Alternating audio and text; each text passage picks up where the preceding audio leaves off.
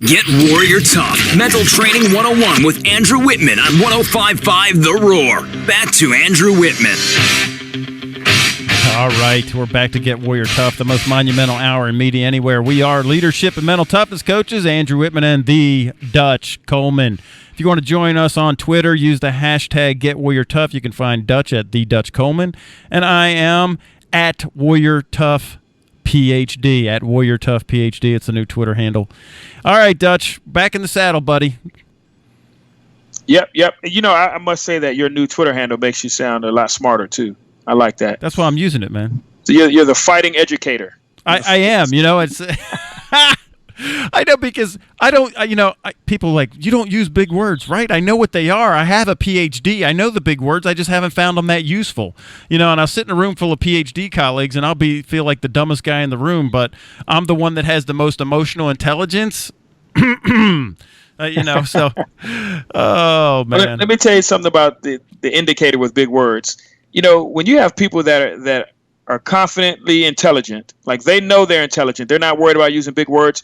They're less concerned with impressing you with their big words. They're more concerned with you hearing them and understanding them. There you go. So if I want to use big words because I'm so smart, well, I have to recognize that the rest of the world may not be that smart. And when I say that smart, I mean that artificial smart, that just book smart, because a lot of us have an intelligence that's developed in other ways, is besides education. Right. So education is great. That PhD is great. That master's is great. But it's also great to have that life education, which a lot of our people have, and we can speak to them as well. We don't have to use the big words to impress them, but we want to impress upon them what we have to say. Right, and I'll say this about, Dutch, you and I, we're kind of like bridge guys, because you have an MED, and you'll have a PhD before long. I've got mine. We can run in academic circles, but we can also bridge down to, I know that education, it's been very helpful for me, but it's not the end-all, be-all, because I know a lot of people that have academic degrees, they're just not successful in life. Mm-hmm. And just us being able to recognize there's different levels of degrees. The same way you have the MEDs and PhDs, you have the school of hard knocks. Yeah. You have the managers that's been at their job for 20 years. So they have a high level of education at what they're doing. So you have, people who've been doing it for 30 years. You have people who have been alive for a certain number of years that allow them to have a certain level of education that doesn't have those letters behind it, right, but it's very, very well respected. Well, and I just, I got my PhD in 2010, so I finally finished. It took me 30 years to get it, so I'm one of those hard knocks guys, and then finally finished it, and so I'm with you on that, man. We can help you. That's the whole point, is that we're the bridge guys. We've been in the trenches. We talked about Dutch's, upbringing a couple weeks ago, where, he was homeless at times and saw the rough side of life, and was, and my mom and dad, we're missionaries. So I was brought up in Australia. And so, we have a lot of life experience and a wide perspective.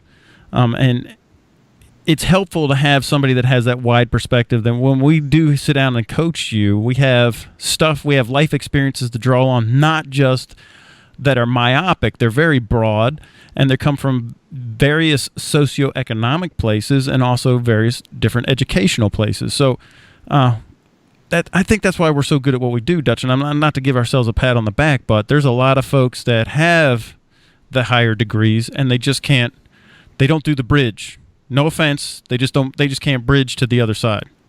And that's what we're going to do. We're not only bridges for ourselves, but we can become bridges for others. So we can teach you how to apply that, even if you don't have that direct experience, how to consider that. So once you begin to consider all those different things, even if you haven't been directly involved in it, just a consideration of those possibilities will make you better. Fantastic. All right, Dutch, let's talk about these college football polls and the integrity. All right, so I just got a question, because I'm by no means a genius at this stuff, but I look at those things and I was scratching my head, and Auburn was supposed to win the entire thing, and now they can't win anything at this point. Roll Tide. I'm sure you're upset about that. So, here's the two greatest things that can happen to me on a Saturday, is that Alabama wins and Auburn gets a butt kicking. Those are the two greatest things that can happen on the weekend, man. I'm just saying. Well, I tell you what, I don't mind teams winning and losing and all that stuff. I do have a couple of teams that I dislike, but I just want the polls and I want the system to be as fair as possible. And I know there's some bias involved. I'm a Clemson Tiger through and through, and we benefit from some of the bias in college football ourselves. We're one of the I wouldn't say we're one of the elite, one of the big boys like the Alabamas of the world, the Ohio States of the world. But we hold our own. So I'd say we're a top 15 program. Historically, we're definitely top 15, top 20 historically.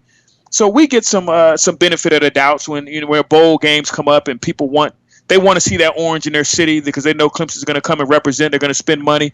We do get a little bump with that, so I get that. But leading up to that, the teams that are not so fortunate, we got to throw them a bone. We got to give them some sort of hope. We have to keep it real in a sense that they do feel like they have an opportunity. And when you squeeze a team like Auburn in the top 25 or even give them votes, they're in the others receiving votes. I would never understand why when they hadn't been able to establish themselves as a top 30, a top 40 team.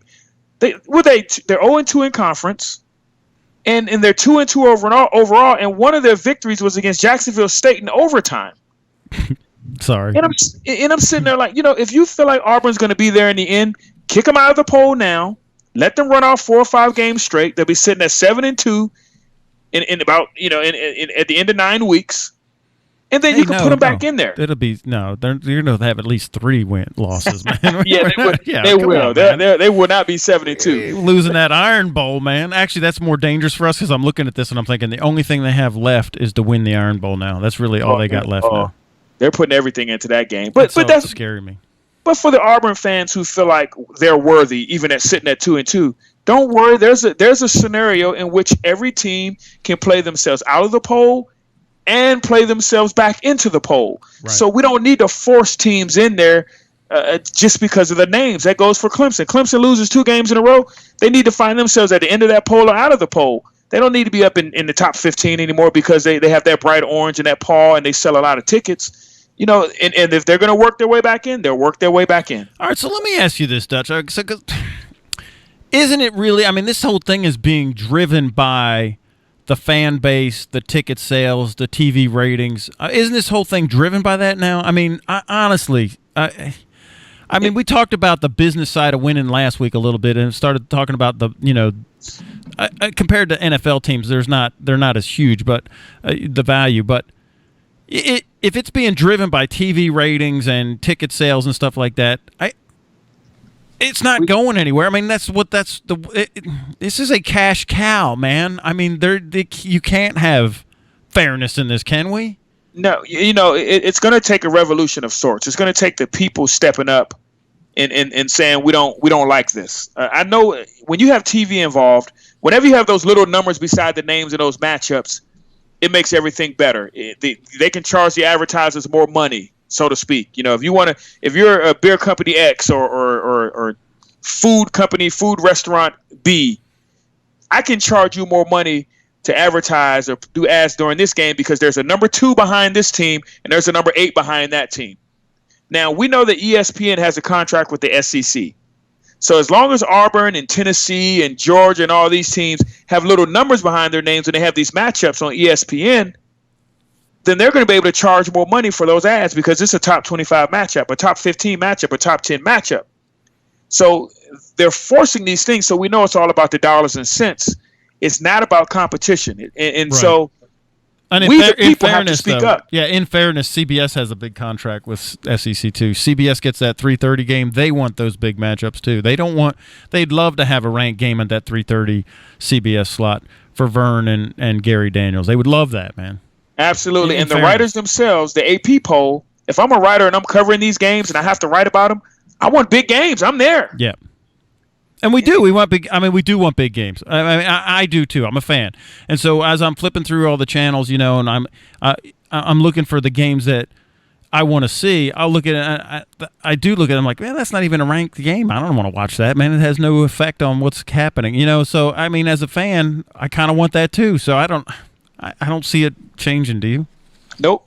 And that's what they're counting on. They're counting on that right there. But again, it always comes, in the NFL and pro sports, it really doesn't matter. But when you're selling a product at the quote unquote amateur level, which we know that's jump the shark, that's over. We still have to make an effort to make people think it's real. Otherwise, it's like WWE. When people see Auburn struggle against Jacksonville State, when they see Tennessee lose and they see in Arkansas, they see these different teams lose, and then they open up their paper and they see in the polls, they see these guys are still ranked, they're still getting votes, then people start going to shake their heads, especially when their school is sitting on the outside looking in, and they just want a shot. That's all they want is a shot. And I totally agree with you on that, man. Because sometimes I'm looking at myself and I'm like, and again, I'm just a fan. I don't know the game like you know. I mean, I played rugby in high school, man, so I don't know. I know that game better than football. I know it as a fan. I don't know the X's and O's. So I look at this stuff. I'm like, am I seeing something wrong? Because they're getting pumped up like this team or that team. And I know we're just kind of beating on Auburn right now, but and no offense to Auburn, seriously, it's not just about Auburn. Alabama's still. They dropped it from 2 to 12, and now they're 13 or whatever. And that'll all change if they beat Georgia because they're in Alabama. We have to put Alabama in the polls because if they're not, they're just and Ohio State and Notre Dame is up there, whether they deserved. And I look at some of this stuff, and I'm like, well, is it, look at Notre Dame did to Georgia Tech. Well, they're saying how before that game, Georgia Tech, man, Notre Dame's going to have their hands full. They got the backup quarterback. They're not going to, is really the third stringer because the other guy went to Florida State. And then I look at Georgia Tech, and then Duke wipes the field with them. So I'm like, well, that they were pumping that other game up. Yeah, and the thing that bothers me, Andrew, is that if they think about it, they can have their cake and eat it too. Because one of the big things about these sports is when you include more schools, you include more fans, you include more eyes, you include more dollars. So what's going to happen is the wash is going to happen. Everything's going to come out in the wash later anyway. But during the meat of the season, if you can have as many dogs in the fight as possible, right, you're increasing the value of the pot. Absolutely. And what's going to happen is if the cream's going to rise to the top, the cream's going to rise to the top. You don't need to force it. In the meantime, man, you got everybody. You got Toledo, who's beating a couple good teams. You got a Utah who came in and destroyed Oregon this past week. You got people in Utah getting amped over their possibilities. Now, Utah may in the end lose out, but during that meat of the season, you had as many people as possible in the pot involved, all in to the fight. Right, and as a fan, I like that too. I want to see more. I like that because then that gives me more big games to watch. Amen. So I'm with you on that because that's what I'm looking for is a big game. So if there's more big games to watch or more that have an effect on the cream rising to the top, that's more games that I'm going to get sucked in, and then I'm watching more advertising. And there's going to be a story in Auburn coming back. That comeback trail. Oh man, they were down and out, then they won 6 games in a row, or Clemson were down and out, and then they won 8 games in a row. Right. Or, so I don't have to force those teams in there to make it work. I don't have to fight, to kill other small guys. Give those small guys their couple weeks in the limelight, and then they'll fall off eventually if that's what's supposed to happen. But boy, during those 2 weeks, that Toledo crowd, man, they were all in. They were buying everything. They were watching everything they were in, and then they fell off. But they get to use that 2 weeks they were ranked in recruiting, and it's fair because during that 2 weeks they deserve to be ranked as far as the system works. Right. No, I'm with you, man. All right, we're up on a break. This is interesting discussion, and again, right. I will say this just before we go to break, Dutch. Life ain't fair, man. Absolutely. I wish it was. Actually, I don't. I like it when it's not fair. I like it when I'm the favorite. Take us to break, Jacko. 80% of all doctor visits are stress-related. 80% of tension headaches are caused by stress.